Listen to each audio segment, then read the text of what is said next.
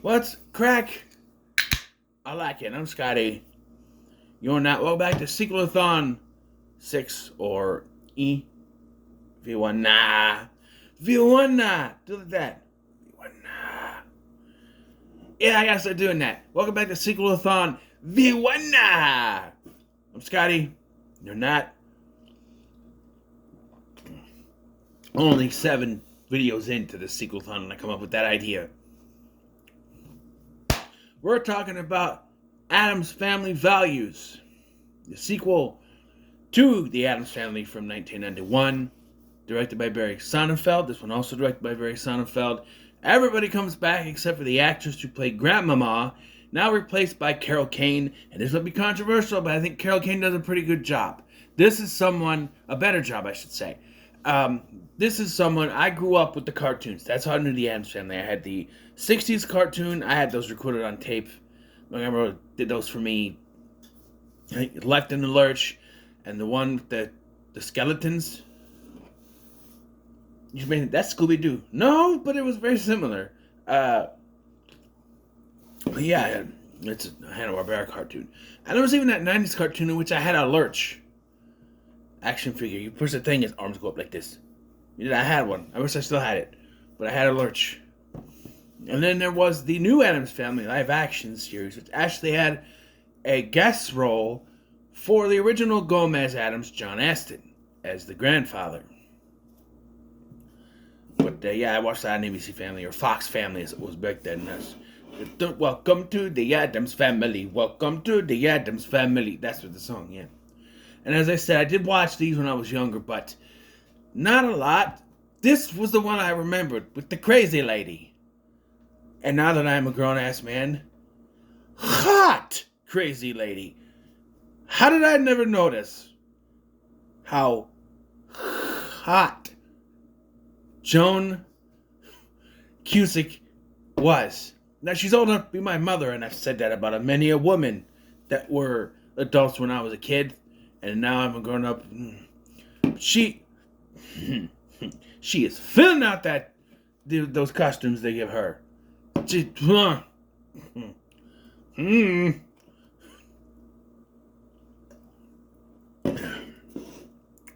Yes.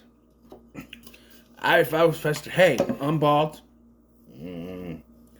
I need to shave my head, but yeah, I am normally bald. Yes. I know. It's getting to that point.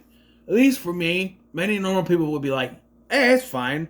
And yes, it would be. But I'm not a normal person, and I need to shave my head every once in a while. So it's getting there.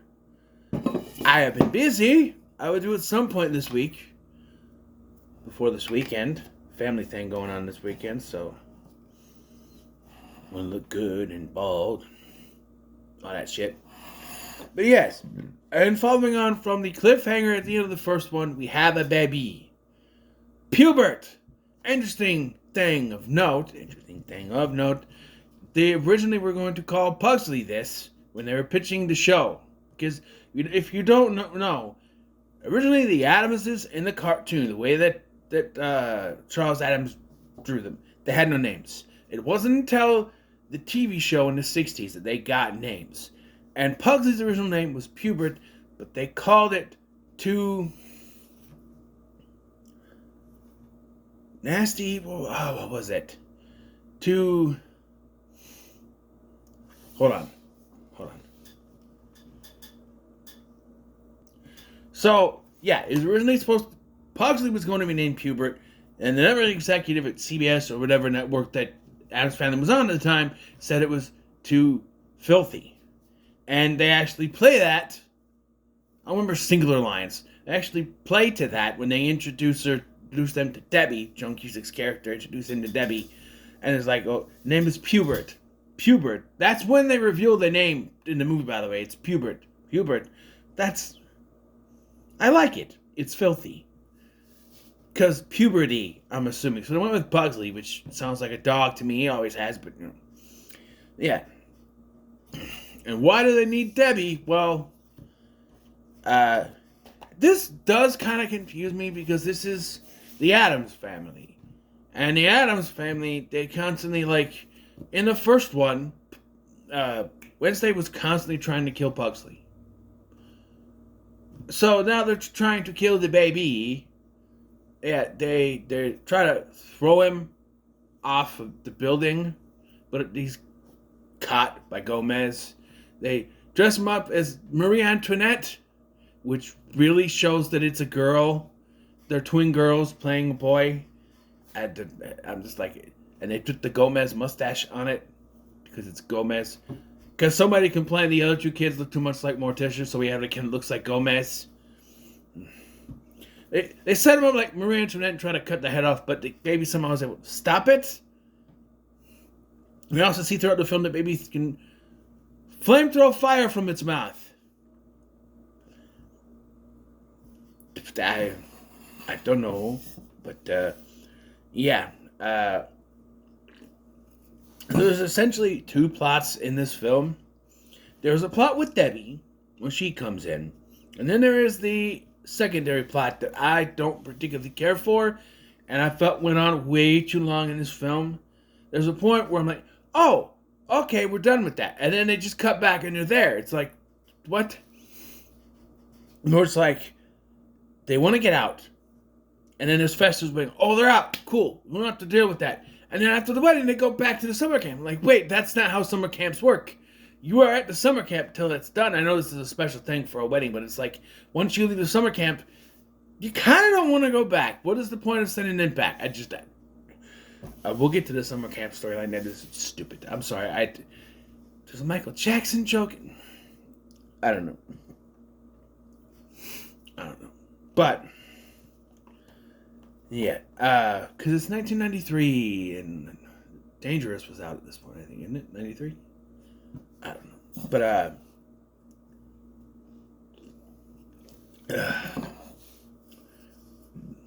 so, they start to audition nannies to watch the children, one of which is Miranda from Sex and the City. Her actress's name escapes me. Cynthia Nixon. And I don't know. I didn't know the character's name. I don't watch Sex and the City. I just know it because I watched a review. They said Miranda. That's how I know her name. But Cynthia Nixon, I recognize her. I'm like, oh, she's from Sex and the City.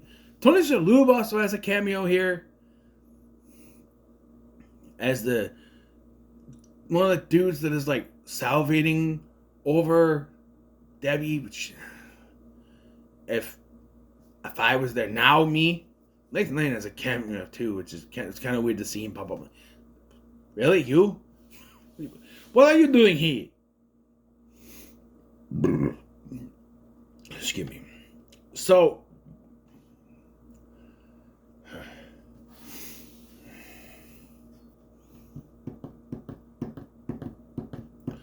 then they've gone through all these people, like 4 of them. And Debbie shows up and she just wants to say, there's something weird about here. She's also happy to be there. And you're like, no, there's the one where they're interviewing and Wednesday's got a devil puppet. But yeah. And then they just, I felt like you could have built up to this because there's a scene later where Joel, this is David Krumholtz's character, he has trading cards that are of murderers, and one of them is the Black Widow, which is Debbie. I think that would have been a better reveal to the entire audience. Oh shit, that's what she wants to do. Like, reveal that. He shows with that, and then they go back for the wedding, and then don't go back to the summer camp, because the summer camp part was the worst shit in this movie. I'm sorry, but it is. Yeah. But they did this whole thing where Debbie is in her room that was assigned to them by the Addamses, and she's watching this TV show, America's Nastiest Serial Killers or something like that, and the one they're talking about is the Black Widow, who kills. It's essentially the plot of So I Married an Axe Murderer if he actually married the axe murderer. Yeah, Mrs. X. That's what it is. She marries her husband. She kills them for the inheritance, which it's not how it works. Like she has to keep doing it because she keeps running out of money. But you would think that if this has happened 3 times, rich guys, they'd be like, okay, I'm gonna mess with my will, so that even when I get married, my wife kills me, then she ain't getting no money. But no. But why is she watching this? Anyone could walk in at any moment and see this, but no. And there was one point they tried to kill the baby again, and she picks him up, is like, no, and walks away. And I like when it just cuts to baby's laying on the floor, and she's researching stuff about Fester. And you know what? I thought of something here. How much of a better punchline would it have been if we kept the he's not really Fester thing from the first one, right? Instead of revealing it was Fester all along, he's not the real Fester. So then later, the whole thing was she reveals that she wants his money. He's like, oh, I'm not the real Fester. I just took his spot. What? So there's no money in it? I think that would have been a bit funnier. But no. The whole gag of, I don't understand it anyway. She tries to kill him several times and he just doesn't die. This is a light bulb gag. She blows him up. He's fine. Well, we'll get to that. So, because she's... Oh, I like this. She sees that Wednesday is spying on her. She painted herself to match the wall. And she's spying on her. So she convinces the Addamses to send them to a summer camp. And I'm sorry, but one look at the summer camp in the Addams... No, too bright. Not to send them there. But they go there. And it's where we meet Janos.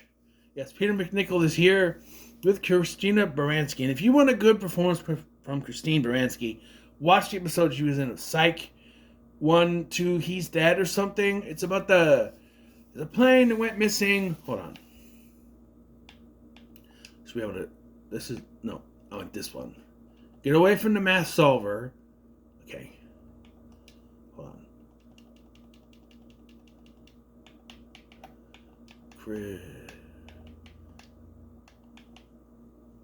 There's an H.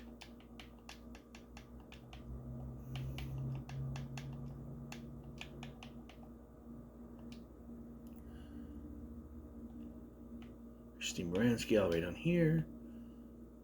There she is. Psych right here. He Dead. That's the episode. Is just He Dead. And it's about her husband ends up dead in a plane crash, and she's one of the suspects. But she plays this rich, snobby wife character very well. Watch that episode. It's a good episode, and it's just a good performance from her. So, and they play these overly cheery camp counselors, and then Mercedes McNabb from the first film comes back, but she's playing a different character? ? I think. Her name's Amanda here. And there's a whole thing... this made me laugh a little bit. Where it's like... they're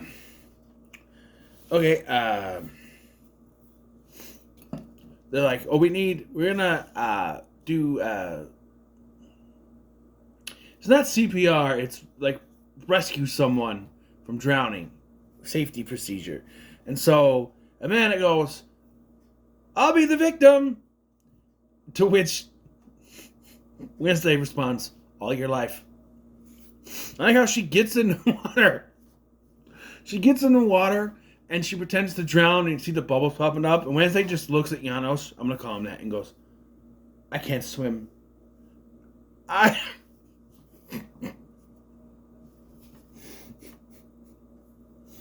if they say no to anything, they're locked in this cabin. It's like overly nice, happy, kind of cabin. And that's where they meet Joel, who's also locked there because he's allergic to stuff and can't...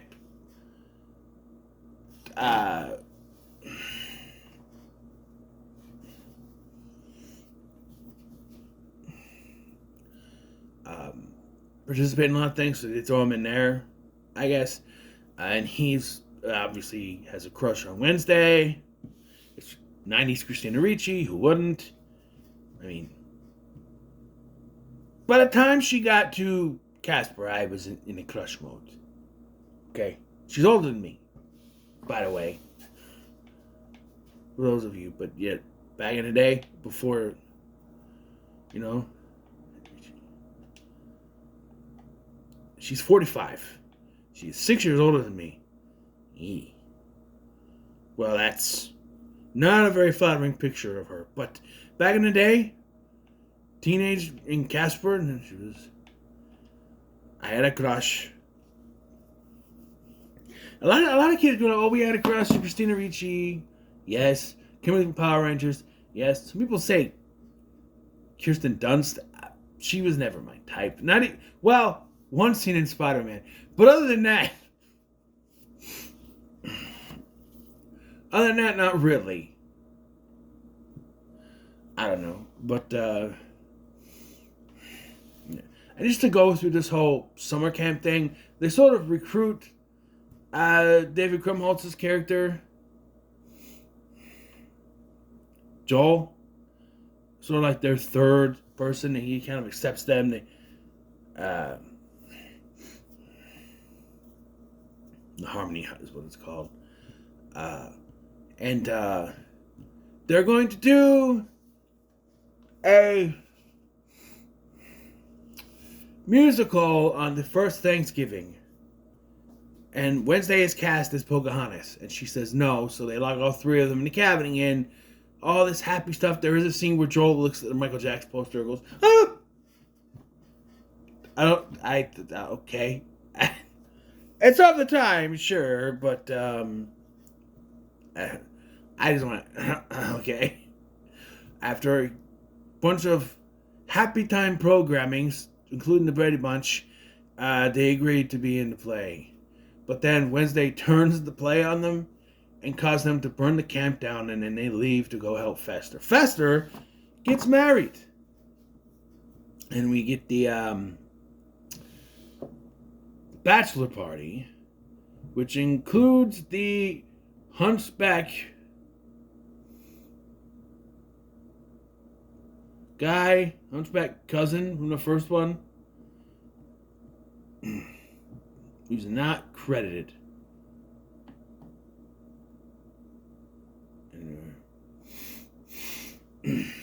I don't know.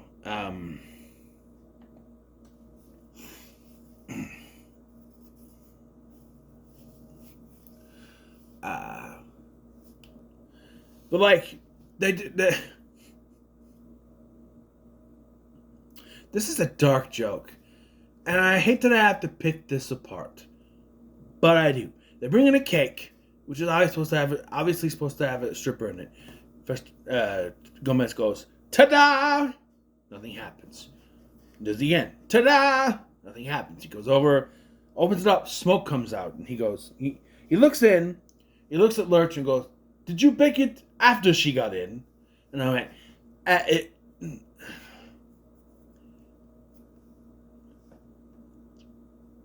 that doesn't make sense. I'm sorry, it's supposed to be a dark, macabre joke, but it doesn't make common sense. Because that's not how those kind of cakes are made. Cakes aren't automatically that big.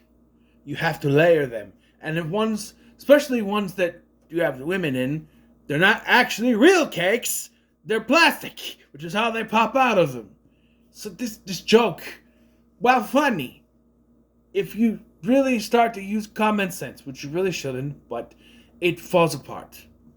Sorry. I did laugh though, but it just once I really start thinking about it, it makes no sense. Yeah. My cousin It also has gotten married to his wife Margaret. Was she in the first one?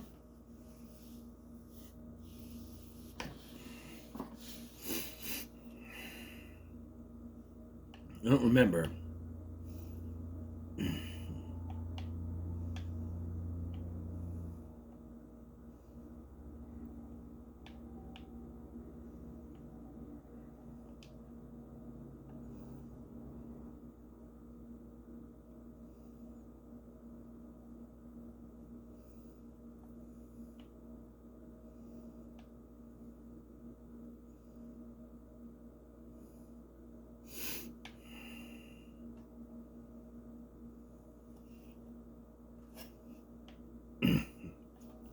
Also, Fester is like afraid of Debbie, despite the fact that he was a ladies' man in the last one. He had those two women in the end, Flora and Fauna, and he claims he is a virgin.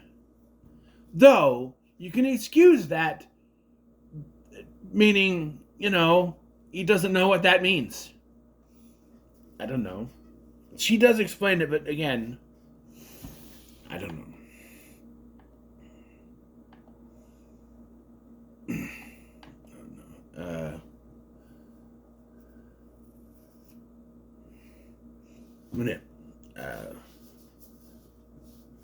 So Debbie, like I said, she tries to kill Fester, she tries to electrocute him in the bath. She sets a bomb. This doesn't make any sense to me. So she sets a bomb and the president tells him not to open it, and she leaves. But then comes back just in time to be outside when it explodes. Why would you want to be anywhere near the explosion when it happens? They're like, what were you doing when the explosion happened? I was outside. I just came home. I don't know. It feels like she should have stayed with the sailor guys who were going goo goo gaga over her a little bit longer and come home for the explosion. But he's fine. Which begs the question why they even cared about the baby's safety. When, if Fester can survive, shouldn't they all be able to survive then? I don't know. But Pugsley was electrocuted a lot in the first one. I don't know. Oh, there's also a subplot where the baby turns normal. It goes nowhere, and he turns back to being evil once the whole family's in danger anyway, or evil being, Addamsified again.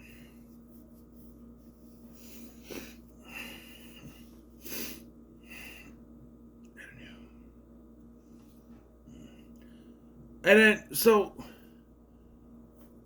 Fester returns home with the, because, she freaks out, tries to kill him, and he is saved. She has him at gunpoint. He is saved by Thing, who is driving a car. He has no eyes.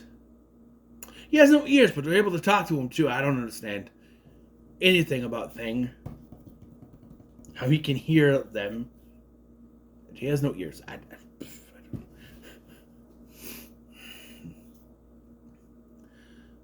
They arrive back just as Wednesday and Pugsley show up, and then Debbie arrives. Somehow, one woman with a gun equals she is strong enough to strap the whole family to an electric chairs. I feel like they would have overpowered her here, but if she just sat on putting an electric chair, they would have said yes. And so this also confuses me, but I did have a laugh with Grandmama. She has a slideshow featuring proof that she killed her 3 former husbands. Why would anyone carry this around with them? And she shows that she killed her first husband with an axe. Grandmama, an axe. Nice. That's a nice one. That's a good choice. Or something like that. She just keeps responding to how they get. Oh, Charlie killed the 3 previous husbands. The whole time, though, we keep cutting back to Pubert, who has broken free of his bassinet. Remember the word. And is making his way down. There's a bowling ball that crashes through things. As he makes his way down, it launches him up into the sky. We get one last shot of Amanda and her parents and the baby pup. And she's just like, shuts the thing. Baby comes back down. And the bowling ball explodes the thing, which the baby puts 2 electric things together, which reroutes the electrocution into Debbie and turns her into dust. All that's left is shoes and her credit cards. And that's it. And then we get like an epilogue where everyone's, fine, normal, happy. How did they get out? Who let them out? The baby? I don't think so. Thing maybe? They were all strapped in. How'd they get out? The only person who's not strapped in is not Dit, besides the baby. Then how did they get out?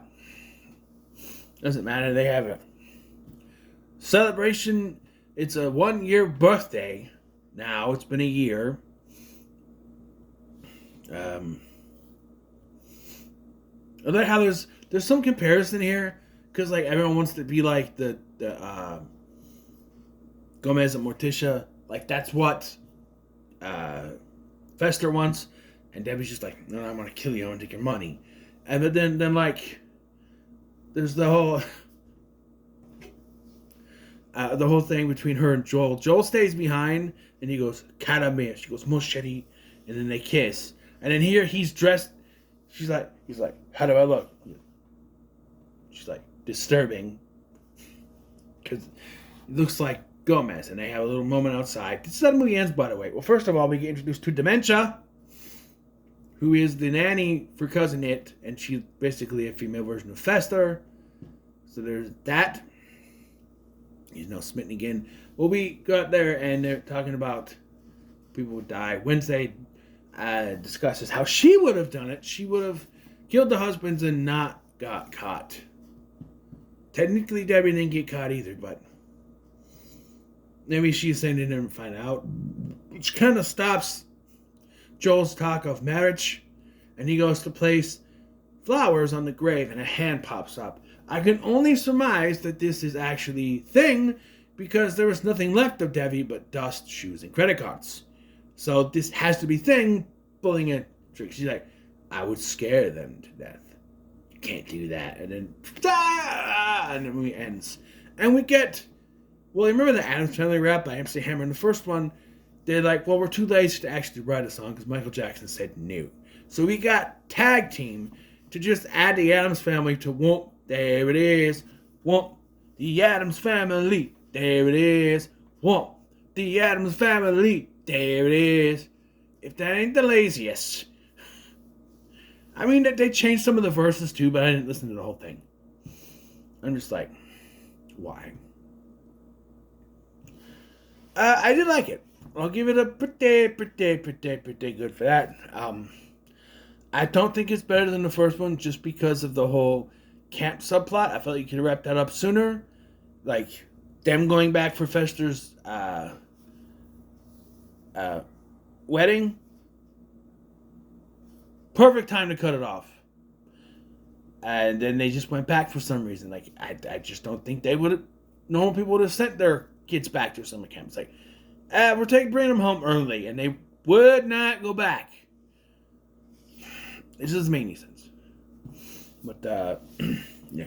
And, I gotta point this out, because I didn't realize this was in this movie. But there's a point during the slideshow presentation, and I didn't know it was this movie, she says it. But she was talking about when she was a kid, why she killed her parents. Because she wanted a ballerina Barbie. But they gave her, and everyone else knows this line, say it with me, a Malibu Barbie. And all she wanted was a ballerina Barbie. I say ballerina princess. Ballerina Barbie. She got a Malibu Barbie. And she's like, I wanted a ballerina Barbie. I'm like, oh, is this the movie she says that? And sure enough, Malibu Barbie. Which the nostalgia critic quotes all the time. And that's one of the only lines I know from her in a movie. But, yeah. It was good. I don't think it's better than the first one, but it was still fun to watch. I have decided not to do Addams Family Reunion. Sonnenfeld didn't come back. It's supposedly a continuation of that one, but I'll find another sequel to substitute for it. I'll just find one. No, thank you. I'm gonna move on to other things. I have too many that are 2 and 3s. I have Porky's 2 and 3 that I want to do yet.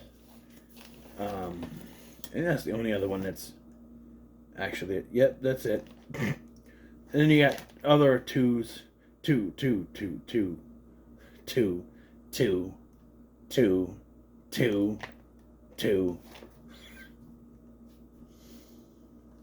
So yeah, I kind of just want to, after I do the Porkies, just want to kind of move on to do singular sequels, and I'll figure out